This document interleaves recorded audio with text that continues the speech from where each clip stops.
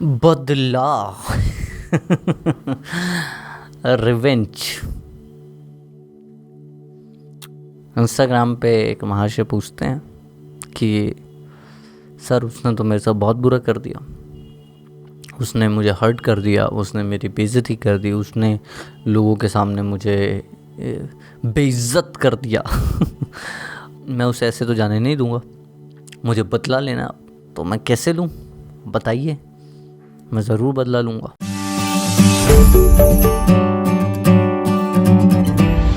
ये बहुत ऑब्वियस है और बहुत कॉमन है कि एक पर्टिकुलर चीज़ होने के बाद जब कोई इंसान आपका ट्रस्ट तोड़ता है, आपको धोखा देता है, तो आपके अंदर ये भावना ज़रूर आती है कि मैं बदला ले लूँ, और आनी भी चाहिए क्योंकि आपने इतना ट्रू लव किया, इतना प्यार किया। पर समझने वाली बात ये है कि हमने पहले उस इंसान से प्यार करने में समय बर्बाद किया, फिर उसे मनाने में समय बर्बाद किया, फिर वो इंसान जब ब्रेकअप हुआ तब उसके पीछे भागने में समय बर्बाद किया, और अब जब ब्रेकअप हो चुका है तब आप रिवेंज लेने में समय बर्बाद करना चाहते हो, बदला लेने में। पर आपको एक बात समझनी है कि अगर सपोज आपने उससे बदला लेने के लिए आपने कुछ भी एक्शन लिया कि मैं XYZ एक्शन लेता हूँ और मैं इससे बदला लूँगा। सपोज कि आपको मुझसे बदला लेना है, आपने कोई ऐसी चीज़ की जो मुझे बहुत प्यारी थी, वो चीज़ मुझसे अलग कर दी, या फिर आपने उस चीज़ में, जैसे आपने किसी के सामने मेरे बारे में बुरा बोल दिया या फिर मुझे कहीं बेइज्जत कर दिया। पर मुझे उस चीज़ से इतना ज़्यादा फ़र्क पड़ा नहीं, मैंने इतना ज़्यादा रिएक्ट नहीं किया जो आप चाहते थे कि मैं रिएक्ट करूं, या मैं रोऊं, या फिर मैं XYZ कोई भी चीज़ करूं, और वो मैंने नहीं किया। तो जब आप किसी से रिवेंज लेने के लिए, बदला लेने के लिए कोई भी चीज़ करते हैं और वो उस इंसान को अगर फ़र्क नहीं पड़ा उस चीज़ से, तो हर्ट कौन होने वाला है?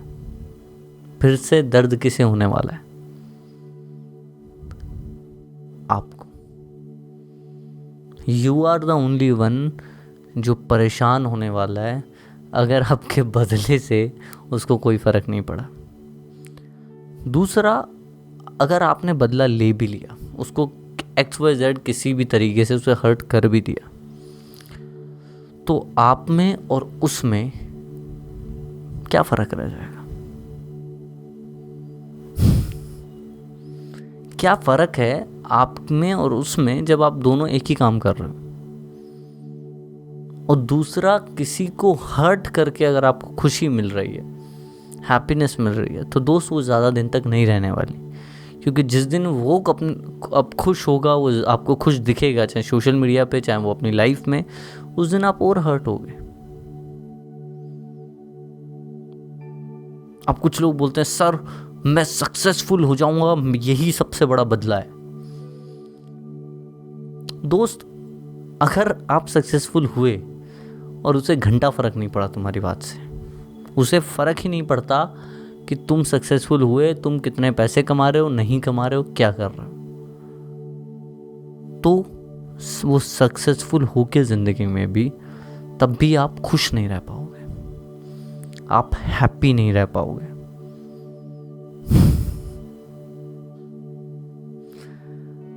तो फिर बदला कैसे लिया जाए अगर मैं सक्सेस से भी बदला नहीं ले सकता? बदला लेने का बस एक तरीका है कि आप, ध्यान से सुनना, कि आप उस इंसान को माफ़ कर दो। अब बहुत सारे लोग बोलेंगे सर मैं ऐसे कैसे माफ़ कर दूं, सर मैं उसे माफ़ तो नहीं कर सकता, उसने मेरे साथ इतना बुरा किया।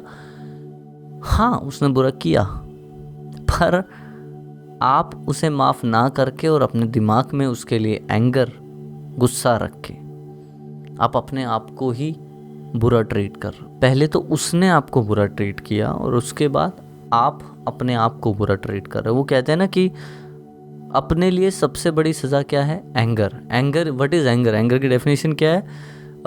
किसी और की बात के लिए खुद को सज़ा देना, उसे कहते हैं एंगर। तो आप यही कर रहे हो कि उसकी गलतियों की सज़ा आप खुद को दे रहे हो। तो मुझे नहीं लगता कि आपको ऐसा करना चाहिए। और फॉरगिवनेस से होगा क्या? माफ़ करने से पहली बात तो आपके दिमाग से उसका ख्याल निकल जाएगा कि आपने माफ़ कर दिया। अब वो उसको रियलाइज़ हो नहीं हो, ये उसकी टेंशन है। माफ़ करके आप बड़े बन गए, ठीक है, पहली चीज़। दूसरी बात, आप अपने दिमाग से फ्री हो जाओगे। अब आप चाहते नहीं हो कि कुछ हो, समझ रहे हो? कि अगर आप हमेशा से चाहते हो कि ऐसा हो जाए, उसे रियलाइज़ हो जाए, या फिर वो एक दिन लौट के आए, या फिर एक दिन वो रोए, या मेरी वैल्यू समझे, ये जो भी चीज़ें हैं ये डिपेंडेंट है कि कल ये चीज़ें होंगी तो आप खुश हो जाओगे।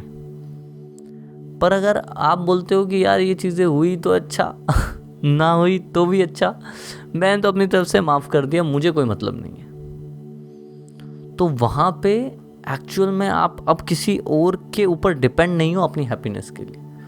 आपने अपनी खुशी को खुद चुना कि यार मुझे नहीं इस इंसान से मतलब, और मैं इस इंसान को माफ़ करता हूँ, ठीक है।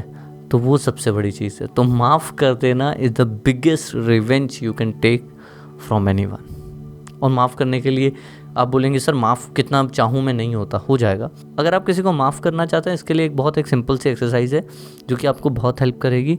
करना क्या है, आपको एक नोटबुक लेनी है। नोटबुक के ऊपर रोज़ सोने से पहले, मतलब हर पेज पे आपको 10 लाइन लिखनी है कि मैं तुम्हें माफ़ करता हूँ।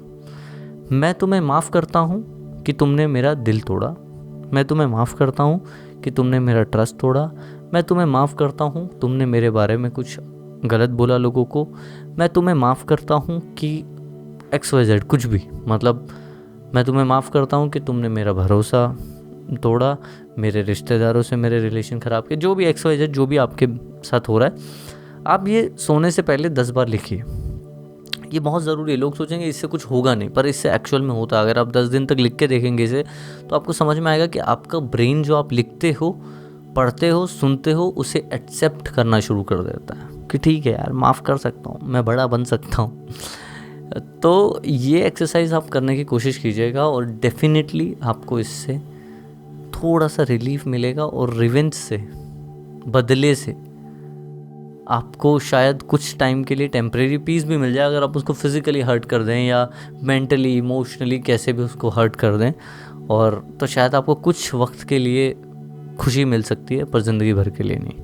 पर अगर आप ये करते हैं तो मैं लिख के दे सकता हूँ कि आप ज़िंदगी भर खुश रहने वाले हैं। होप सो कि आपको समझ में आया हो कि मैं इस वीडियो के थ्रू क्या कहना चाह रहा था। जितने भी लोग बदला लेना चाहते हैं ब्रेकअप के बाद, शुक्रिया। That's it. जय हिंद, जय भारत, लव यू ऑल।